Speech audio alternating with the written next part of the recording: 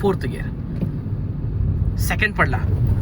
बापरे, खतरनाक चर्क. काय चुकलं कळलं? असं नका करू आमदार, एन्काउंटर फिक्स आहे बघा.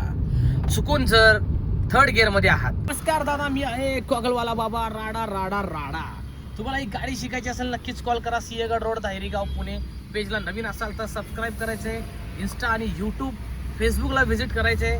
तिथेही बरेच स्टेरिंग जजमेंटचा प्रॉब्लेम असतो. आपण सिग्नलवर काय होतं, बरेच जण म्हणतात की सर आमची गाडी अशी नागमोडी जाते, काय करू, स्टेरिंग जजमेंट येत नाही. मी आजपर्यंत बघितलं बऱ्याच जणांचे स्टुडंट माझ्याकडे गाडी शिकाय येतात, इकडून तिकडून शिकून. त्यांना स्टेरिंग कसं पकडायचं ह्याविषयी योग्य मार्गदर्शन दिलं जात नाही, म्हणून त्यांची गाडी सतत नागमोडी जायला लागते. घड्याळाच्या 9 आणि 3 आकड्याप्रमाणे पकडा. हा 9 आकडा आणि हा 3 आकडा क्लॉकवाईज. याने काय होतं बाबा की गाडी स्टेबल राहते, स्थिर राहते. ओके, आणि सरळ रोडला फक्त अर्धा एक बोटावर लेफ्ट, रिटर्न, राईट, रिटर्न एवढंच आपल्याला करावं लागतं. पार्थ राईट जायचं आपल्याला कात्रस.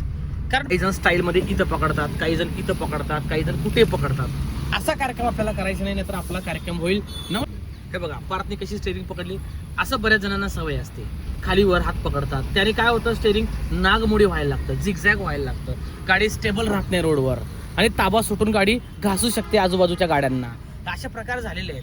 म्हणून उत्तर एकाच वेळेत आहे की तुम्ही स्टेरिंग घड्याळाच्या 9 आणि 3 आकड्याप्रमाणे पकडा. सध्याच पर्सनल कार आहे, स्वतःच्या कारवर 2 गाड्यांमध्ये नेहमी सेफ डिस्टन्स ठेवून ड्रायव्हिंग करायचे लर्निंग मित्रांनो. स्टेरिंगला हिसके झटके मारायचं नाही. एका हाताने गाडी अजिबात चालवायची नाही पहिले 3 महिने तरी. अजून गाडीवर ताबा बसलेला नाहीये. टू व्हीलर कशी हातात बसली तसं स्टेरिंग जजमेंट नाहीये. म्हणून नेहमी 2 हाताने स्टेरिंग पकडा, जेणेकरून हाय स्पीडला जरी असाल थोडंसं 60, 70, 80 वगैरे, आणि टायर जरी फुटला तर आपण 2 हाताने आपलं स्टेरिंग गच्च पकडून गाडीवर ताबा आणू शकतो. फार महत्वाचा विषय आहे लर्निंग मित्रांनो.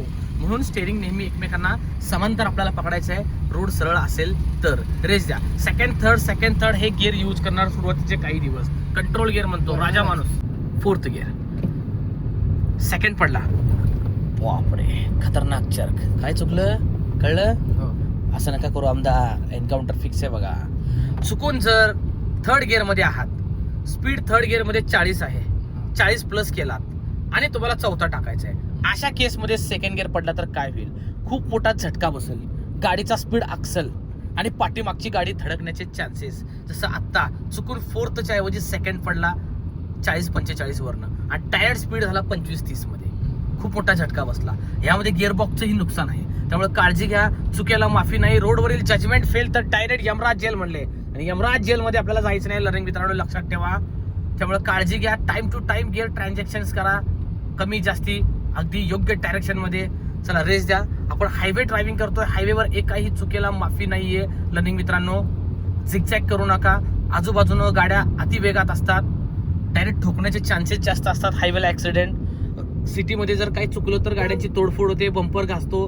बट हायवेला एन्काउंटर फिक्स आहे, क्लीन बोल्ट डायरेक्ट म्हणतो माझ्या भाषेत. आणि महत्वाचा विषय काय आहे की फोर्थ ऐवजी सेकंड पडला तर खूप मोठा ऍक्सिडेंट आहे.